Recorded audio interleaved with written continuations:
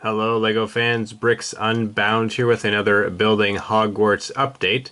So last update we looked at the first greenhouse, but now we have moved back to the castle, specifically to one of the tallest parts of the castle, being the Grand Staircase Tower. So since the last time I showed this a few updates ago, I did add quite a bit of height onto it. In fact, it's now at the point where everything that's left is just the roof, and then obviously the little tower that contains Dumbledore's office. But we'll zoom out here and just take a look here at the height. So there's the height of my minifigure down there. Here is where we get to the top of the quad, the front part of it, and we just keep going up, and there we go. So there it is, full height. As far as the brick parts of it, there's still obviously going to be a very tall spire on top, which is going to be tricky to fit in here. So proportions wise, this tower is, I think, fairly good in comparison to the rest of the castle. But I am still wanting to raise everything up on rock work by at least like 10 to 15 bricks.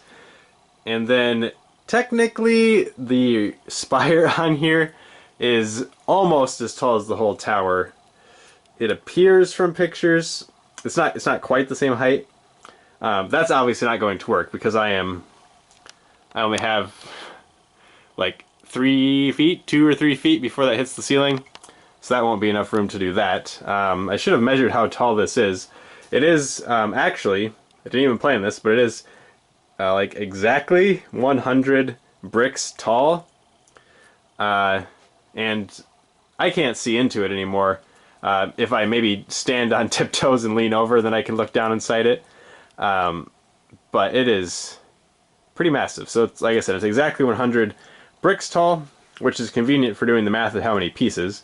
There are approximately 70-ish pieces per layer.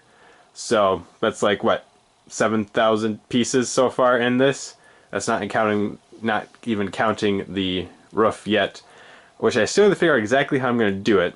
So this is probably where this is going to pause for now while I work on some other sections of the castle. Specifically over here. So I have done quite a bit of work actually on these tower sections. So I made it so the sections on top are now the alternating bricks and round bricks, I guess. Whereas before it had the same style as this stone bridge tower over here, where it had more flat panels that just had hinge bricks in between them, which looks alright, but switching it over to match the rest of the style of the tower I think is a big improvement.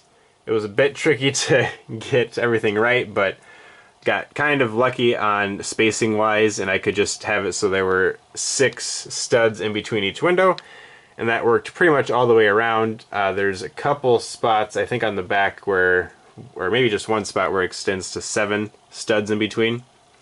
And then I did the same thing with the other tower here, so we're at the front of the Viaduct Entrance Hall.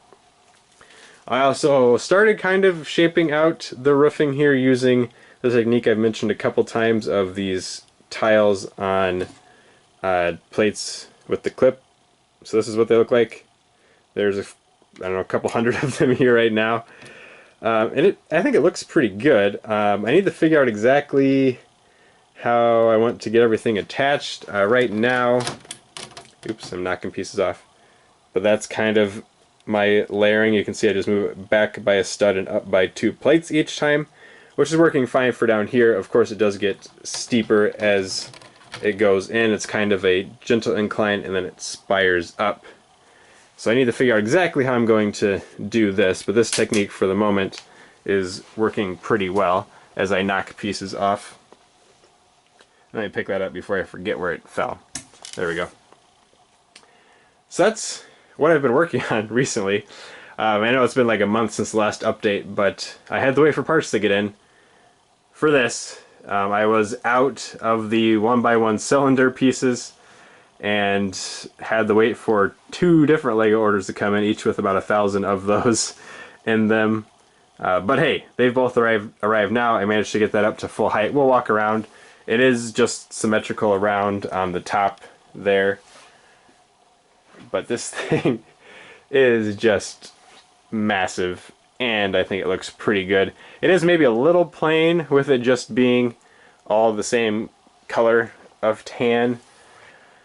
I thought about doing some like of the mason bricks in various colors in here, and I might still do that. I was a little worried about maybe compromising structural integrity if I had just like 1x2 bricks in here, and I think the big 1x4 mason bricks are just a little too much for what I'm trying to do here. I might try out a couple of those. I don't really want to do a lot of deconstruction here, but it really worked out nicely, I think, with how it's coming along. So you can see how I did these. There are actually just tiles on most of these inverted slopes. So this up here, it is attached pretty securely as I shake it here on a stud. So like there's an example where it's attached. There's just several spots like that around, and that made it so it was sturdy enough to attach it, but having tiles underneath other sections, I could get the round arch and not have to have it attached everywhere. So that was just a fun little thing that I did, and I think it resembles its counterpart in the films and the official model pretty well, from what I could tell. So as I said, it's going to stay like this for a bit until I perfect my roofing technique, which I'm going to do on smaller towers first, before I try to tackle something that large, because I also need to figure out how I'm going to have the Dumbledore office little side spire thing attached and what that's going to look like. So that'll be coming in the future. I think for right now, as I said, I'm going to continue working on the roofing techniques. I still need to redo the front part of the Viaduct Entrance Hall, and then all of this over here. Need to find a way to get to an IKEA store to get a table to fill this in, so then I can do the mirror of the library on this side, the astronomy tower here. Looking forward to building that. Have gaps in here that need to just be filled in. So lots of little details to still work out in several sections, as well as adding on completely new sections of the castle. But let me know what you think about the grand staircase tower, how you think it looks, and then any techniques or tips you have for making large castle spires would be appreciated. I'm going to try this technique for now, but I'm always open to suggestions. Thank you for watching this video, and please come back for more.